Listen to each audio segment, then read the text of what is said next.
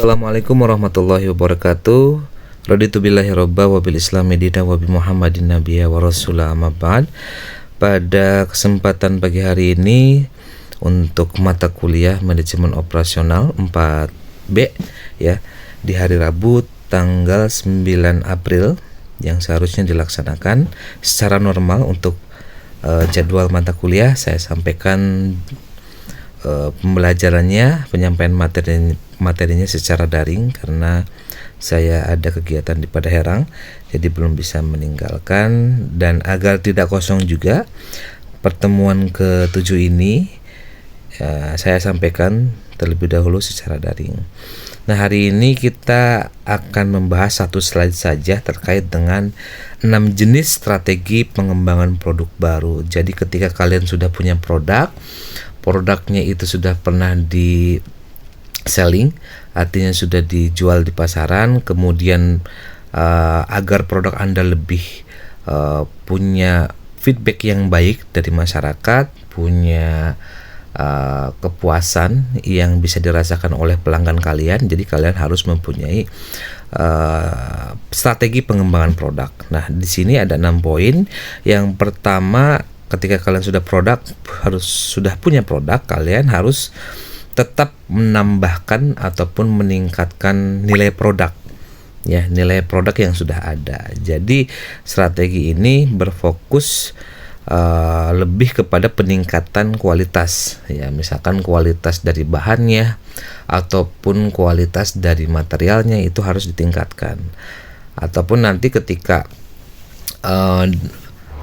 tampilannya ataupun fiturnya itu harus lebih dikembangkan lagi atau dicari warna yang lebih cerah, fitur ya, jadi lebih ke packagingnya lebih dikembangkan.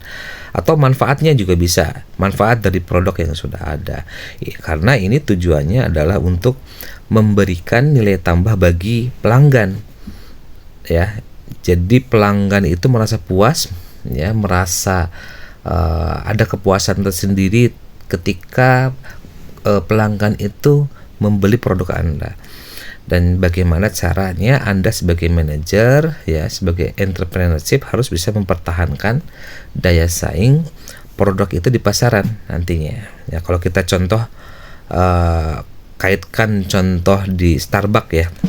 Kopi Starbucks, tahu ya kalian ya, Starbucks. Jadi Starbucks itu kan secara rutin dia selalu memperkenalkan variasi rasa. Ya, untuk apa? Untuk dalam hal minuman kopi, ya, seperti ada yang pumpkin gitu ya. Kalau misalnya kalian suka beli Starbucks, ada rasa pumpkin spice latte gitu kan, latte ya, saat musim gugur. Jadi memang disesuaikan dengan kondisi gitu. Dengan misalkan cuaca yang dingin ataupun cuaca yang hangat, itu kan bisa ada kopi-kopi yang hangat, ataupun ketika panas gitu. Itu ada rasa seasonal drinknya, ada seasonal drink yang memang menjadikan si customer itu merasa ada kepuasan tersendiri. Itu kalau di Starbucks Coffee, ya.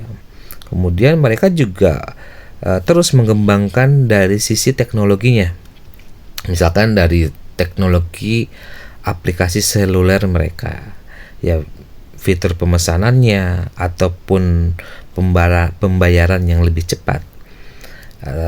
Banyak juga ya program lainnya yang lebih menarik.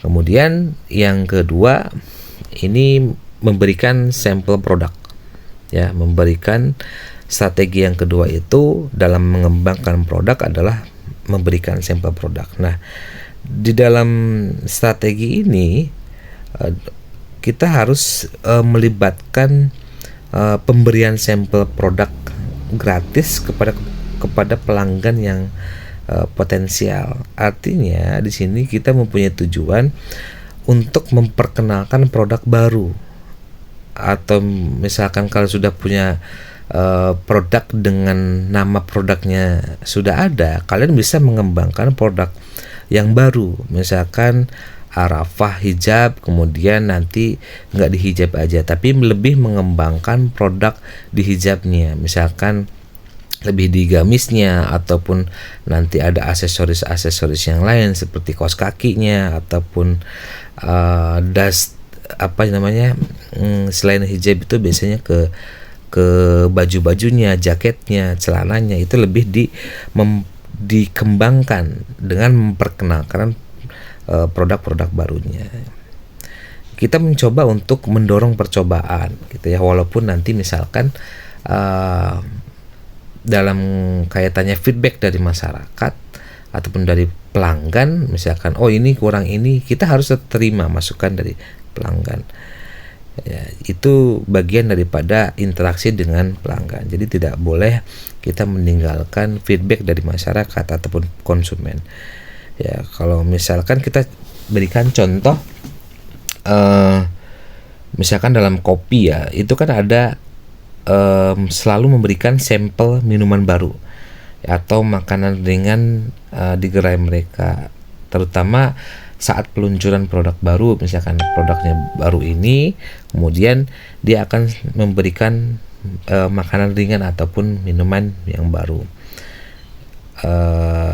Biasanya mengadakan promosi gitu ya, promosi di mana pelanggan itu bisa dapat mencoba makanan ataupun minuman tertentu dengan harga diskon. Itu bagian daripada memberikan sampel produk. Nah, kemudian yang ketiga, strategi pengembangan produk yang ketiga adalah spesialisasi, atau kita harus sesuaikan dengan selera pasar. Nah, strategi ini fokusnya adalah kepada pengembangan produk yang disesuaikan dengan kebutuhan dan preferensi segmen pasar tertentu. Nah, ini tujuannya untuk apa? Tujuannya untuk memenuhi kebutuhan spesifik ya pelanggan dan menciptakan loyalitas. Jadi agar pelanggan itu, pembeli itu akan komitmen terus terhadap produk yang sudah Anda pasarkan. Bagaimana cara membangun itu dengan masyarakat, dengan konsumen, kalian harus fokus pada pengembangan produk yang disesuaikan dengan kebutuhan pasar. Ya, kalau misalkan rame, ya alhamdulillah, ya bisa dikembangkan lagi. Ya, kalau kita lihat di daerah sini kan ada seblak bambu, itu kan dari hari ke hari itu kan omsetnya pasti akan terus meningkat karena dikembangkan dari kualitas produknya. Kalau dalam hal kuliner berarti rasanya ataupun topping-toppingnya yang bermacam-macam, itu bagian daripada memberikan pengembangan produk yang disesuaikan dengan kebutuhan dan preferensi segmen pasar. Nah, kemudian strategi pengembangan produk yang keempat itu adalah menawarkan paket produk. Nah, biasanya kalau di dalam strategi ini melibatkan penggabungan beberapa produk menjadi satu paket yang ditawarkan dengan harga yang lebih menarik. Biasanya ini tujuannya untuk meningkatkan nilai si konsumen itu atau pelanggan itu untuk mendorong pembelian lebih banyak produk. Ya, misalkan ada paket-paketannya gitu ya. Ada paket misalkan di KFC, paket beli 2 atau beli 3, nanti ada terdiri dari kopi, misalkan ada hamburgernya gitu ya, ada kentangnya, itu bagian daripada paket produk. Jadi kita tawarkan paket produk ya. Kalau misalkan beli hijab 1, nanti ada mendapatkan aksesorisnya misalkan. Itu bagian daripada strategi mengembangkan produk baru.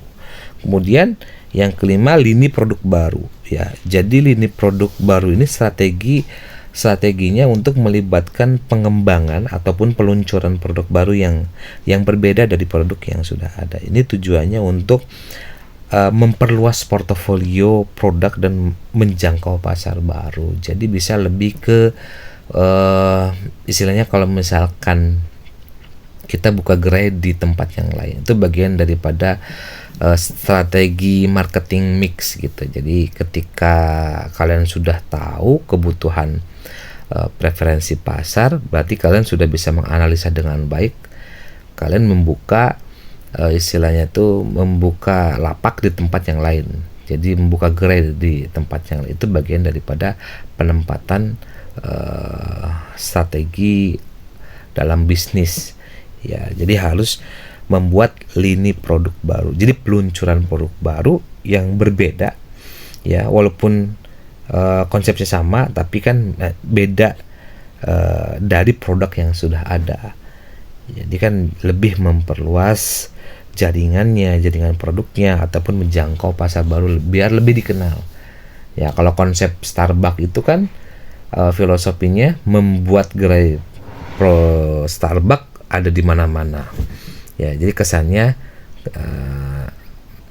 lebih lebih bisa dijangkau, bisa kita lihat di kota-kota besar ataupun di tempat-tempat yang memang mungkin tidak ada di dalam kota, tapi kita bisa jangkau ke tempat yang tidak biasanya ada di kota. Jadi lebih, kalau kita lihat ya seperti perusahaan Mixu gitu, es krim Mixu itu memberikan pesan bahwa perusahaan ini selalu ada di mana-mana.